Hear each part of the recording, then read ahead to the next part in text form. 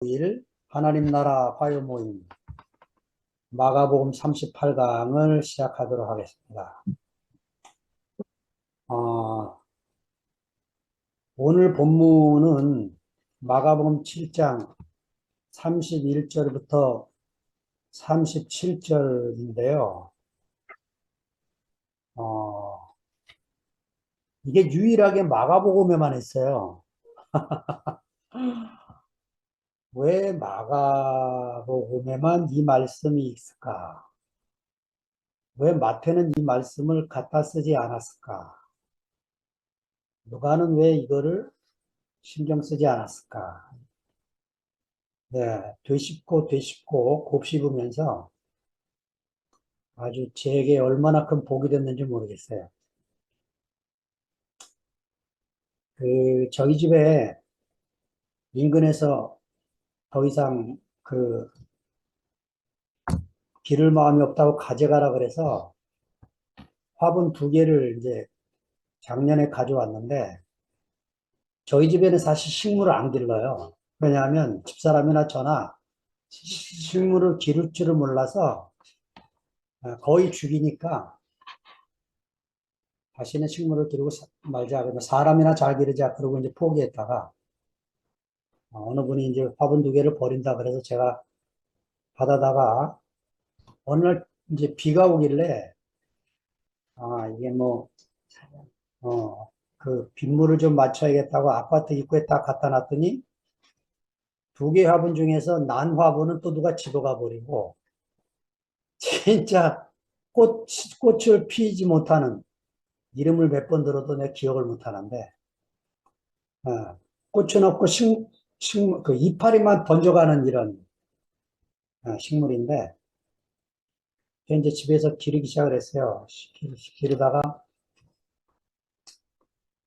올 봄이 돼서 한겨울을 잘 버텨줘서 고마워서 올 봄에 또 제가 들은 건 있잖아요. 화분갈이를 해줘야 된다. 뭐 그래가지고 이제 산에 가서 낙엽 썩은 거 우엽토를 딱 긁어다가 이제 화분갈이를 했는데 화분갈이 한 뒤에 반쯤 이제 흙을 버리고 퍼온 거를 넣고 물을 잘 줬는데 한 2주 지나니까 시들시들 이제 죽어가고 있어요. 이제 잎사귀 얼마 남지 않은 상태로 이제 버티고 있는데 다 죽을지 어쩔지 모르는데 하여튼 이상하게 저 식물을 보면 꼭 저 같아갖고 그 남들이 버린다는 거 남들이 쓸모없다고 버리는 이게 왜 꼭 저 같은지 모르겠어요. 저도 세상에서 더 이상 쓸모없다고 버려줬기 때문에 제가 이제 종교 안으로 오게 됐고 종교에서도 제가 목사로서 실패한 사람으로 살았기 때문에 대우교회를 만나게 됐고, 이 대우교회를 만나서도 이제 이상해요. 너는 그 나가라 하는 그 소리가 저한테 하는 소리 같이 들려서 김치현 목사님이 쫓겨날 때 제가 쫓겨난 느낌이었어요. 예. 이게 그 누구든지 환영했던 교회가 갑자기 이렇게 그 갈라지고 나눠지게 되면서 이건 또 내게 온 어떤 운명이지 하고 이렇게 몇 년을 여러분과 함께 살았는데 이렇게 대박을 치게 될 줄은 몰랐어요. 이번 주 일주일 동안 마가복음 7장 31절부터 37절을 묵상하고 산 것만으로 제 인생에 모든 선물을 다 받은 그런 기분입니다. 그래서 제가 정말 감사한 마음으로 이 본문을 나누도록 하겠습니다. 제가 읽어보겠습니다. 예수께서 다시 두로 지경에서 나와 시돈을 지나고 데가볼리 지경을 통과하여 갈릴리 호수에 이르시매 사람들이 귀먹고 어눌한 자를 데리고 예수께 나와 안수하여 주시기를 간구하거늘 예수께서 그 사람을 따로 데리고 무리를 떠나사 손가락을 그의 양귀에 넣고 침뱉어 그의 혀에 손을 대시며 하늘을 우러러 탄식하시며 그에게 이르시되 에바다 하시니 이는 열리라는 뜻이라. 그의 귀가 열리고 혀에 맺힌 것이 곧 풀려 말이 분명하더라. 예수께서 저희에게 경계하사 아무에게라도 이르지 말라 하시되 경계하실수록 저희가 더욱 널리 전파하니 사람들이 심히 놀라가로되 그가 다 잘하였도다. 귀머거리도 듣게 하고 벙어리도 말하게 한다 하니라. 아멘. 자, 귀 먹고 벙어리 된 사람의 치유에 대한 말씀을 왜 마가는 자기 복음서 중간쯤에 이렇게 기록을 했는데도 불구하고 마태나 누가나 요한이나 다른 복음서들은 요 이야기를 쏙 뺐을까? 네, 되짚고 되씹으면서 제게 보게 됐습니다. 31절 한 절이 엄청난 내용이 담겨 있는데요.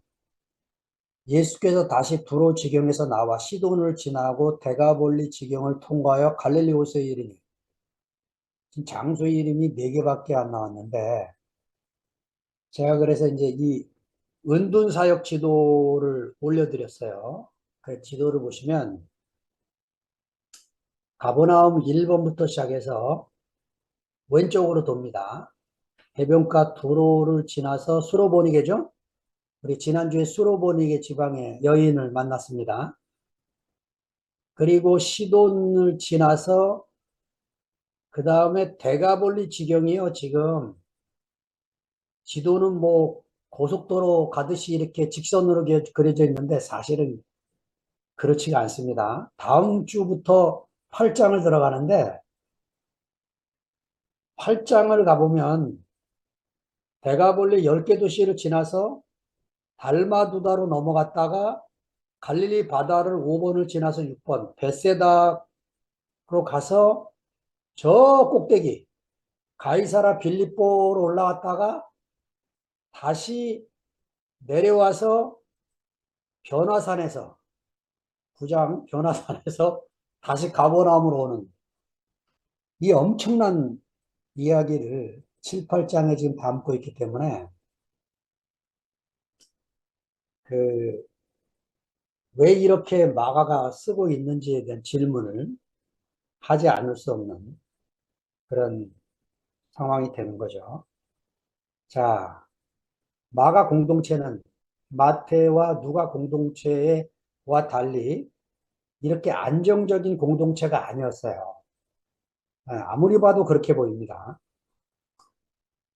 여러분, 그 마태가 족보를 쓰고 누가도 족보를 쓰는데 적어도 족보 이야기를 할 수준이면 공동체가 안정되어 있지 않으면 안 돼요. 저희 집안도 족보가 없습니다. 그래가지고 저희 큰아버지가 저희 할아버지가 그 족보를 전쟁 터지고 이러면서 가난해가지고 팔았다는 소리가 있어요. 그래 큰아버지가 그 족보를 다시 사기 위해서 무진장 애를 썼습니다. 그래가지고 제 인동장씨인데 그 어떻게 제 조상이 흘러오는지 몰라요.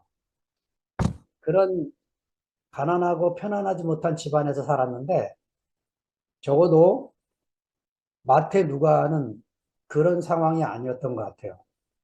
그래서 이 마가는 시작부터가 예, 복음의 아르케 이렇게 시작할 수밖에 없는 그러니까 뭐 그 안정된 시기에 생각해 볼 수 있는 그런 복음이 아니고 이렇게 여행을 다니면서 쫓기면서 복음을 전하며 살아야 되는 그런 선교 공동체의 상황에 맞게 이런 기록을 처음 쓰고 있지 않나 예, 하는 생각이 듭니다. 그래 이제 예수님의 여행 경로를 제가 데가볼리라는 지역이 어떤 지역인지 여러분에게 보여드리려고 예, 무적 형제가 수고해서 이렇게 찾아갔고, 대가가 10개라는 말이고, 폴리스라는 말은 도시입니다. 10개 도시를 파란색 글자로 제일 북쪽에 다마스커스부터 제일 남쪽에 빌라델피아, 제일 왼쪽에 스키도폴리스 이렇게 10개 도시가 흩어져 있는데 예수님이 여기를 어떻게 지나셨을까요? 며칠 걸렸을까요? 제가 충청남도 지역도 지역을 도시마다 한 번씩 찍고 돈다 그러면 한 달은 걸릴 것 같아요. 그 얘기를 지금 한 줄에 처리해 버린 겁니다. 한 줄에. 왜 이랬을까요? 네. 지금요, 예수님의 여행 경로를 가만히 이렇게 쫓, 쫓아가면서 생각을 해보니까 무슨 목적이 있어서 가시는 길이 아니에요. 그러니까 어디를 가야겠다. 이런 목적으로 가는 게 아니고 모세가 이스라엘 백성들을 광야에서 40년을 이끌듯이 그렇게 제자들을 이끌고 있는 모습이 보입니다. 모세의 40년 광야 여정의 제일 중요한 포인트가 가데스 바네아거든요. 그러니까 이집트에서 나와서 가데스 바네아에 도착했을 때가 열하루 길이었어요. 근데 거기서 이스라엘 백성들이 전쟁을 만나면 두려워할까봐 돌이켜서 40년을 돌아서 다시 38년 만에 도착한 곳이 가데스 바네아입니다. 그러니까 광야를 불기둥과 구름기둥으로 하나님이 이스라엘을 인도할 때 무슨 목적이 있어서 어디로 데리고 가야겠다. 이게 있었던 게 아닙니다. 지금 마가복음 7장 31절이 그 얘기를 하고 있는 거죠. 그냥 제자들이 예수님, 우리를 데리고 어디로 가십니까? 요한복음의 13장에 기억나시죠? 코바디스 도미네, 주여 어디로 가십니까? 이렇게 질문하면 예수님이 내가 너희를 데리고 어디로 가려고 한다. 이렇게 대답하시는 분이 아닌 거죠. 예. 그 노아 방주나 모세가 그 광주리에 탔던 그거나 둘 다 히브리어로 테바래요. 테바. 그러니까 노아 광주도 테바고 그 아기 모세를 강물에 뛰어보냈을 때 그 갈대 상자도 테바입니다. 이게 무슨 말이냐? 노아 방주가요. 나선형으로 지어진 배가 아니라는 거죠. 그러니까 노아의 배는 강물에 떠 있으면 되는 거예요. 어디로 가기 위한 배가 아니고 물 위에 떠 있으면 되는 배입니다. 아, 그러니까 하나님이 2PM을 이렇게 모아서 우리를 어디로 데려가시려고 하는가? 이렇게 질문하면 안 되는 거죠. 그냥 하루하루 이렇게 사는 게 전부입니다. 이게 전부예요. 하나님이 이스라엘을 그렇게 인도하셨고 제자들을 그렇게 이끄셨고 우리를 지금도 그렇게 이끌고 계시는 거죠. 모세를 통해서 하나님 이스라엘을 광야에서 훈련을 시켰듯이 예수님이 12제자를 십자가로 이끄시기 위해서 3년을 함께 보냈듯이 네, 저와 여러분을 주님이 우리가 뭐 2PM이 좋다 여기로 가자 해서 모인 게 아니잖아요. 그 예수의 운명 내게 온 여러분과 저에게 온 그 피할 수 없는 예수의 운명 때문에 네, 남다가 보니까 지금까지 이렇게 함께 살게 되게 된 거죠. 자, 그런데 갈릴리 호수에 도착하자마자 32절에 보니까 기다렸다는 듯이 사람들이 또 환자 하나를 데려왔어요. 귀먹고 어눌한 자를 데리고 예수께 나와 안수하여 주시기를 간구했다. 예, 여기 귀먹고 어눌한 자, 히라보로 모기랄론. 이게 성경 구조 하나를 기억나게 하죠. 이사야 35장 5절 6절의 말씀이 기억나게 합니다. 그때 소경의 눈이 밝을 것이며 귀머거리의 귀가 열릴 것이며 그때에 저는 자는 사슴같이 뛸 것이며 벙어리의 혀는 노래하리. 이 벙어리의 혀, 요게 글로사 모기랄론입니다. 벙어리의 혀. 네. 이는 광야에서 물이 솟겠고 사막에서 시내가 흐를 것입니다. 이쯤 돼서 이제 이사야가 지금 우리 얘기를 하고 있구나 하는 게 느껴오게 되는 거죠. 주일 말씀부터 토요일까지 밤마다 모여서 교제를 나누는데 광야에서 물이 쏟고, 그죠? 사막에서 시내가 흐르는 것처럼 소경이 눈을 뜨고 귀머거리가 귀가 열리고 조는 자가 사슴같이 뛰고 벙어리가 노래하는 것을 우리가 밤마다 이렇게 나누게 돼서 정말 감사해요. 네, 이번 주 특별히 숨결 형제 자매, 숨결 자매 간증. 네, 저는 숨결 자매하고 인사 한번 나눈 적 없고, 네, 대화 한번 해본 적 없는데, 이번 주는 왜 그렇게 또 그 자매 간증이, 예, 이사야 35장 5, 6절을 보여주는 것 같은 그런 느낌으로 제게 다가왔어요. 숨결 자매가 그러더라고요.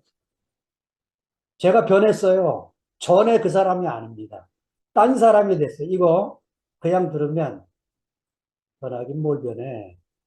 판단하기 쉬운 표현들이죠. 근데 이상하게 한 번도 대화를 나눈 적이 없는 그 숨결 자매가 마치 지금 이사야가 예, 너무 기뻐서 막 사슴같이 뛰고 있는 이 사람을 소개하는데 오버랩이 되는 거예요. 덩어리 혀가 노래하는 이 광경이 펼쳐지고 있는 것입니다.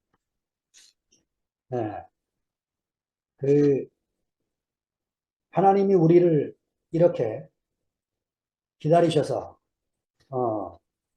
정말 당신에게 기쁨이 되게 하시려고 우리를 부르셨구나 하는 게 정말 감사하고 밤마다 이렇게 모여서 여러분들이 교제해 주는 게 멀리 있는 저에게도 얼마나 큰 축복이 되는지 모르겠습니다. 자, 근데요, 제가 여기 마가의 의도적 무관심이라고 표현을 해놨는데 뭐냐면요, 지금 이방 땅에 예수님이 온 뒤부터 제자들 얘기가 없어졌어요. 네.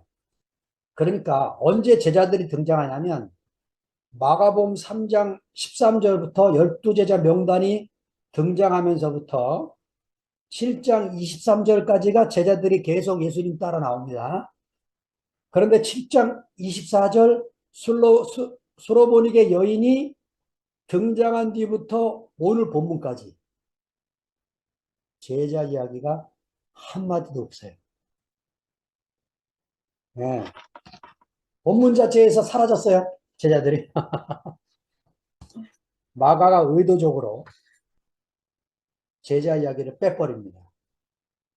왜 그랬을까? 여러분 질문을 한번 해보세요. 제자들이 예수님과 있었을까요? 없었을까요? 예수님이 혼자 여행하지 않았겠죠? 있었을 겁니다.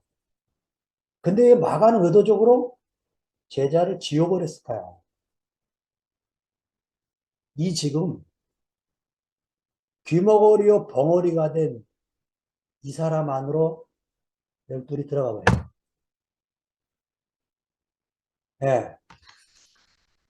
그 제가 이걸 씹다가 영화의 한 장면들이 기억이 나는데 영화에서 왜 사람이 죽고 나면 영혼이 몸에서 빠져나가서 그 죽은 영혼이 이 땅을 떠나지 못하고 막 말을 하는데 사람들이 못 알아보는 거죠. 스쳐 지나고. 그 대표적인 영화가 사람과 영혼이었나요? 네. 그냥 지금 12제자들이 예수님과 함께 있는데 죽은 사람들이 죽은 사람들. 네. 그 지금 마가가 의도적으로 지워버렸어요. 네. 이 귀먹고 어눌한 자 이 한 사람을 지금 그리면서 이 한 사람 안에 열둘이 있다는 것입니다. 사실은 이 한 사람은 저와 여러분이기도 하죠. 네. 이 귀먹고 어눌한 사람. 제가 이열래 목사님을 만나지 못했으면 지금도 아마 귀먹은지도 모르고 제가 하고 싶은 말 심하게 떠들고 살다가 죽을 사람이에요. 정말 어떻게 하나님이 저를 대우교회로 이끄셨는지 한 20년을 정신없이 살았습니다. 정말 20년을 하루처럼 살았어요. 꿈 같은 세월이었습니다. 네, 예수님이 이 환자를 치료하셨듯이 저를 고쳐주셔서 이 안에서 정말 하나님 나라의 그 멋진 여행을 하다가 또 이렇게 돼서 우리가 비록 흩어져 있지만 이것도 다 이제 어느 날 하나님이 이러시려고 이러셨구나 하는 거를 우리가 보게 될 날을 바라보면서 주님이 지금 이 사람을 어떻게 고치나 봅시다. 33절에 예수께서 그 사람을 따로 데리고 무리를 떠나사 손가락을 그의 양 귀에 넣고 침뱉어 그의 손을 대시며 처음엔 제가요 이거 너무 비위생적으로 이거 예수님이 하신다. 다른 마태나 누가 요한이 거북스러웠을까? 이래서 뺐을까? 이런 생각을 하기도 했어요. 근데 이제 책을 읽어보니까 이 침 뱉는 행위가 당시 그 히랍 사회나 유대 사회에서 치유 방식의 일종으로 자연스럽게 받아들여졌다는 거죠. 저희 할머님 세대만 해도 그래요. 아기들 밥 먹일 때 애가 그 미음을 끓일 수는 없고 이거 어떻게 먹일까 하다가 할머니들이 그걸 자기 입으로 먹고 꼭꼭 씹어갖고 그걸 숟가락에 뱉어서 먹이는 광경을 봐요. 그때는 아무도 이상하지 않았습니다. 그러고 먹고 잘 건강하게 컸어요, 손자들이. 지금 그렇게 먹이면 아마 기겁을 하겠죠. 예.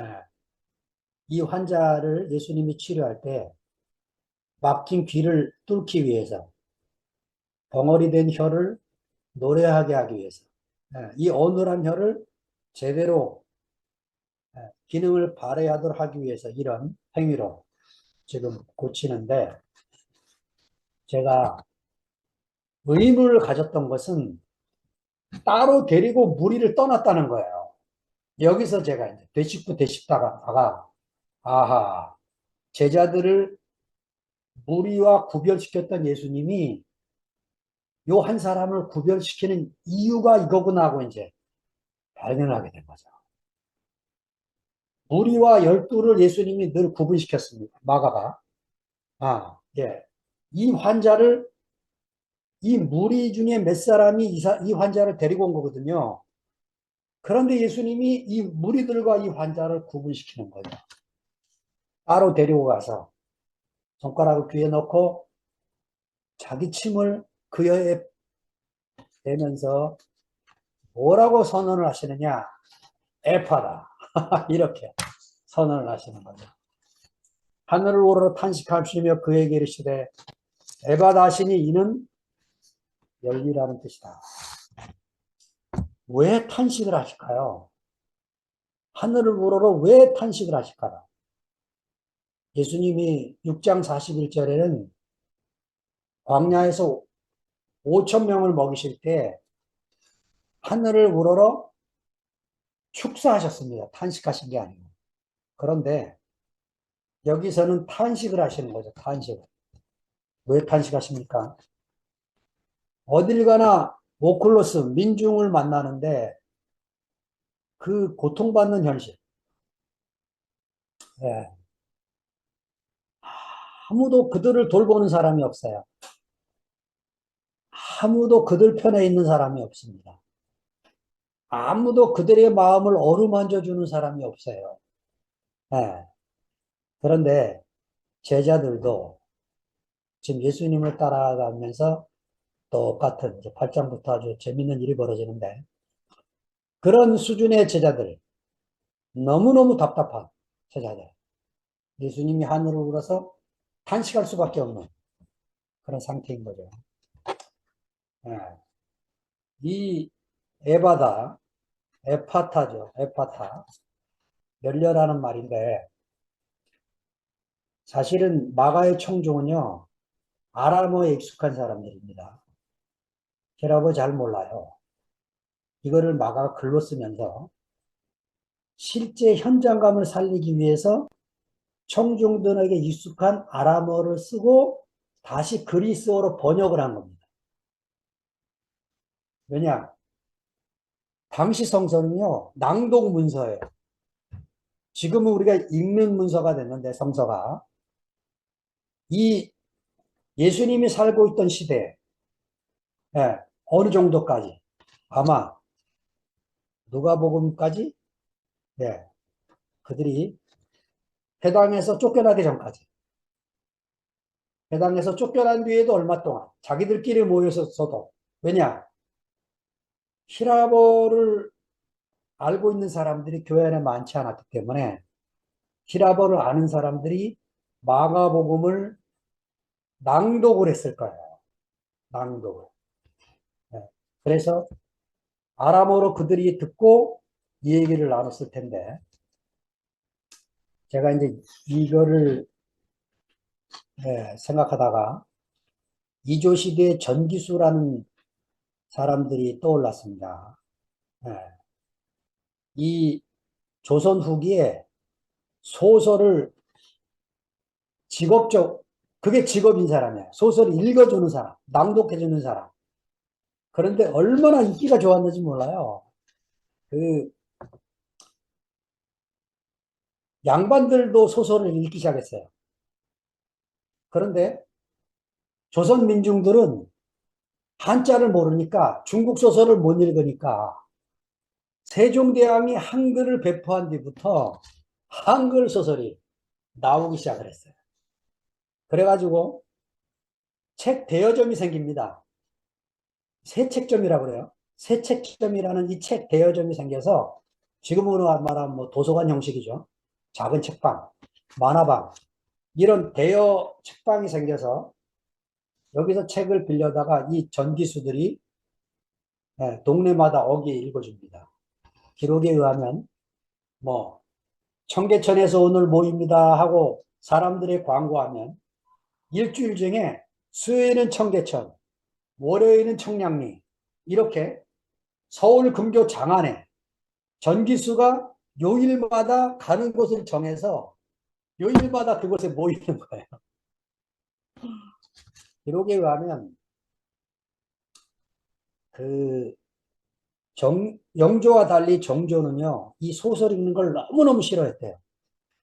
그래가지고 어느 날 집현전 학자들이 공부를 너무 열심히 하고 있겠지 하고 격려차 집현전을 갔는데 예순관 두 사람이 이 평산냉연이라는 청나라 소설을 읽고 딱 걸렸어요.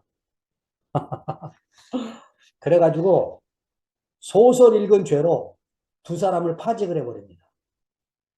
그 정도로 정조가 싫어했대요. 이게 정조 14년 때 얘기를 했는데 그 이조실록에 보면 그 전기수가 이 소설 낭독을 해주다가 살인사건이 벌어진대요. 왜냐? 너무 낭독을 잘한 거예요. 그때 임경업 전을 읽어줬는데 살아있는 임경업을 누가 죽이는 것처럼 읽어줘 갖고 흥분한 청중한 사람이 이 전기수를 칼로 찔러 죽였답니다. 얼마나 잘 읽어줬는지 흥분을 해가고. 그, 이 전기수들이 이제 돈 버는 기술이 발달이 돼서 그걸 요전법이라고 한대요. 그, 이제 얘기를 막 읽어주다가 갑자기 그런데 하고 숨을 멈추는 거예요. 그러면 이제 동전 바구니에 엽전 소리가 막 나야 그 다음 이제 진행이 또 되는 거예요.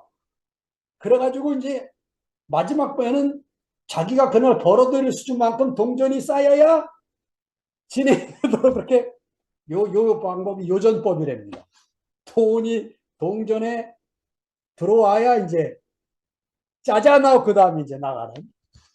그래가지고 이제 이 전기수들이 떼돈을 벌고 살았던 시대가 있었다는 거죠. 지금으로 아마 연극 배우 수준 되겠죠. 네. 성서는 낭독을 위한 문서죠. 그래서 예, 그, 이제 메시지 성경 우리 수요일 모임은 이제 낭독을 합니다. 우리가 같이 쭉 읽어요. 쭉 읽고. 아, 난 그런 것을 기대하고 화요일 저녁에 이제 영미자매한테 이렇게 목소리 좋은 영미자를 통해서 이렇게 듣고 싶어 했는데, 예, 영미자가 바빠지는 바람에 이제 제가 목소리 안 좋은 제가 이렇게 읽게 됐는데, 얼마나 이 낭독이라고 하는 게 우리에게 은혜가 되는 그런 시간인지 모릅니다. 그, 그의 귀가 열리고 혀에 맺힌 것이고 풀려 말이 분명하더라. 귀가 열리고 혀가 풀렸다. 야, 난 진짜 지금도 만약에 벙어리가 말을 하고 귀머거리가 뚫리면 난리가 나겠죠. 근데 사실은 이 이사의 이야기는 뭐, 그, 입이 놓고 안 가도 된다. 뭐 이런 얘기를 하고 있는 게 아니고 이 얘기죠. 오랜 세월 기다린 하나님의 약속이 예수로 말미암아 성취되고 있는 이야기. 예. 이 이야기는 듣는 자들로 하여금 하나님의 나라가 지금 도래하고 있다. 이걸 실감나게 하기 위해서. 예. 이렇게 마가가 지금 쓰고 있는 것이고, 제가 스바냐 3장 17절을 특별히 거기다가 썼습니다. 너희 하나님 여호와가 너희 가운데 계시니 그는 구원을 베푸실 전능자시라. 제가 목소리는 안 좋지만 부르고 싶은 마음이 듭니다. 너의 하나님 여호와가 너희 가운데 계시니 그는 구원을 베푸실 전능자시라.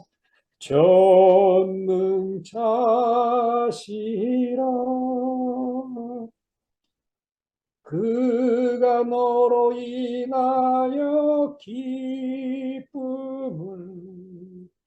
이기지 못하시며 너를 잠잠히 사시며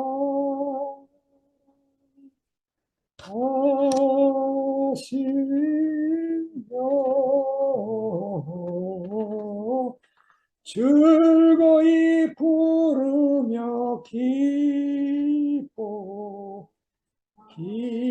기뻐하시리라.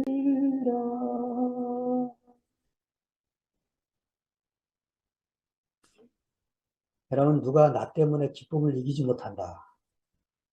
상상이나 할 수 있겠습니까? 네. 저는 이제 이 나이쯤 되니까 비로소 몰랐던 저희 아버지의 마음을 조금씩 알고 살아갑니다.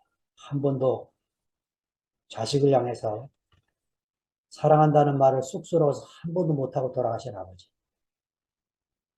제 인생에 한이 하나 있다면 저희 아버지와 남자 대 남자로서 한 번도 대화를 해본 적이 없이 76세 되도록 한마디 대화를 못 나누고 돌아가셨다는 게 정말 가슴이 아픕니다. 그런데 지금 돌이켜보니까 아, 우리 아버지가 저를 낳고 얼마나 기뻐했을까. 저를 기르면서 얼마나 즐거워했을까.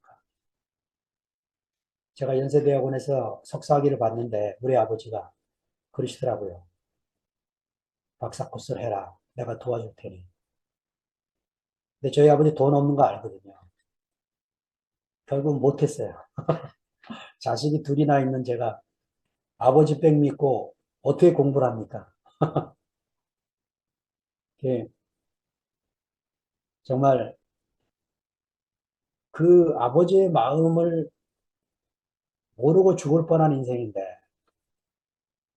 어떻게 하나님의 마음이 제게 이렇게 흘러와서 인생을 점점 이제 네, 무대에서 퇴장하게 해야지 될 얼마 남지 않은 이런 시간에 하루하루가 이렇게 귀할 수가 없고 한 시간 한 시간 이렇게 귀할 수가 없고 정말 저는 얼마나 귀한 시간을 보내는지 몰라요.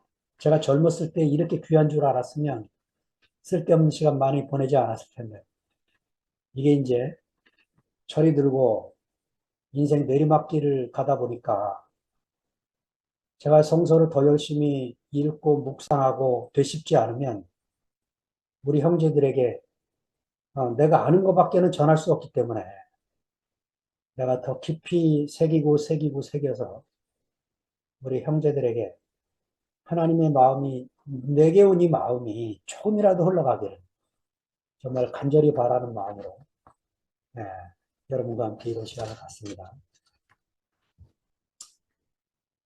여호와 하나님이 너희 가운데 계시니 네, 정말 하나님이 우리 가운데 계신 것이 얼마나 감사한지요. 그 스바냐가요 뜻을 찾아보니까 야훼가 숨기셨다, 야훼가 보호하셨다 이런 뜻이랍니다.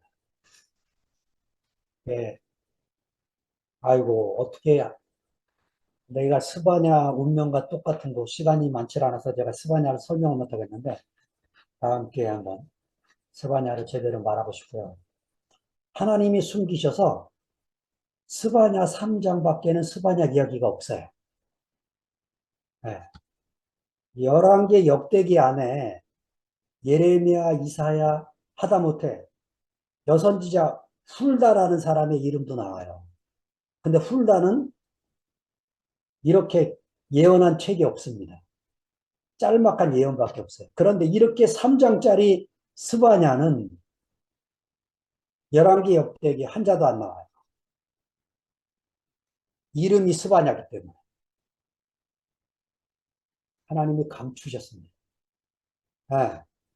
하나님이 저와 여러분을 감추셔서 지금 어떤 때에 쓰시려고 이렇게 조그맣게 모아가지고 언제 야 얘들아 여기 좀 봐라 하고 이게 내가 만든 작품이다 좀 봐줄래? 이렇게 쓰시려고 우리를 이렇게 부르신 줄 압니다. 예수께서 저희에게 경계하사 아무에게라도 이르지 말라 하시되 경계하실수록 저희가 더욱 널리 전파하니 네.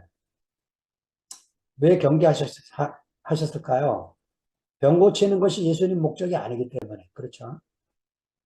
병 나음을 통해서 하나님의 나라가 예수 안에서 그리고 예수로 말미암아 이미 왔고 오고 있고 앞으로 또 올 그 나라 안에 우리를 초대하기를 원하시는 거죠. 예.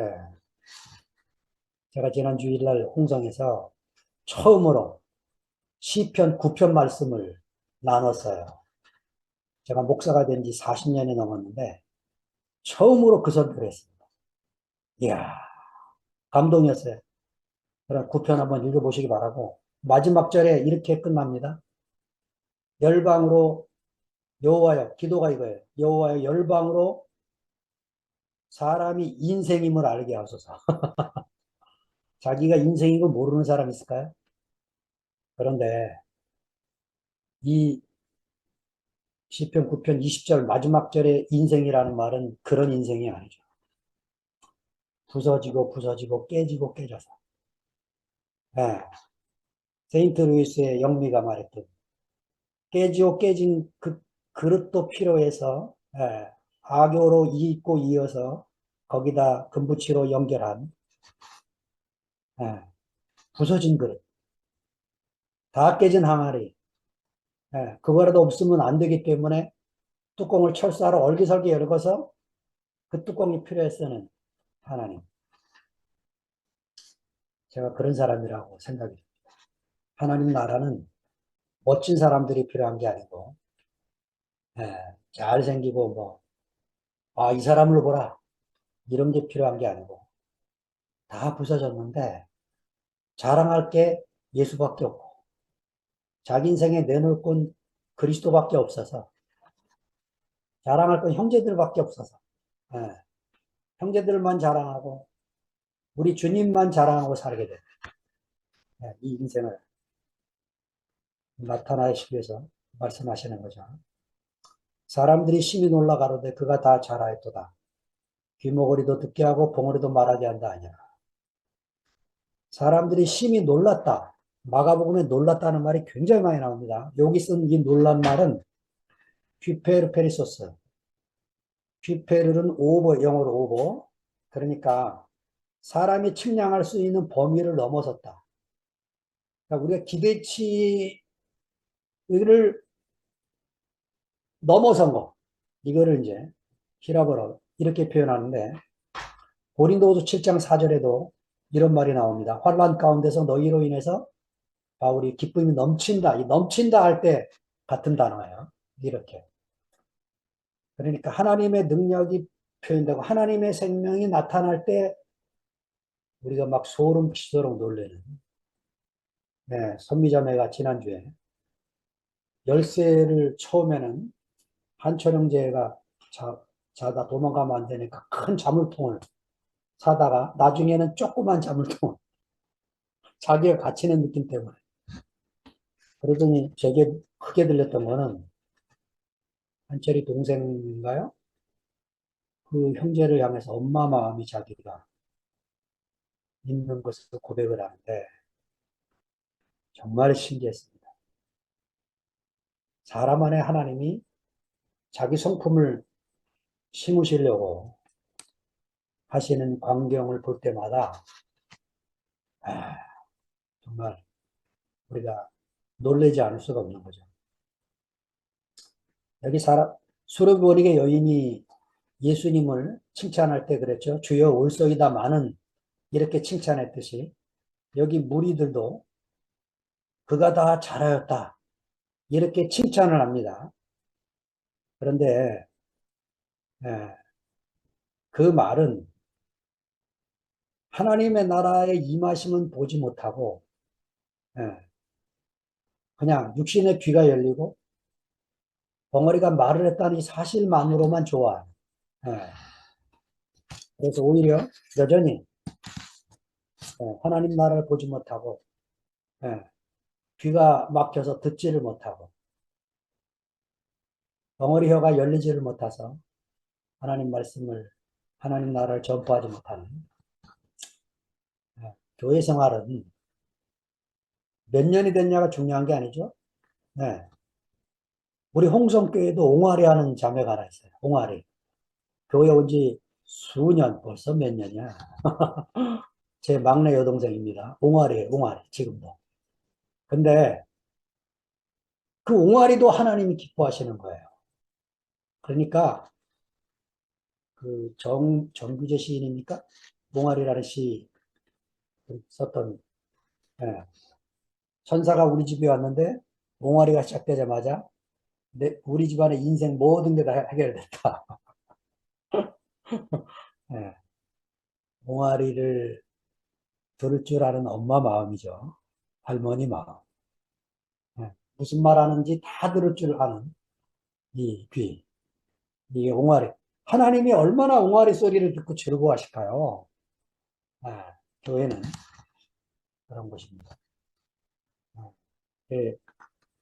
여러분과 함께 이런 마가복음 7장 31절부터 37절. 규모거리, 벙어리 된 사람이 적으나 하는 것을 이렇게 발견하게 해주셔서 부족한 제 이런 말씀을 듣기 위해서 모인 여러분에게 진심으로 감사드립니다. 주님을 찬양합니다. 아멘.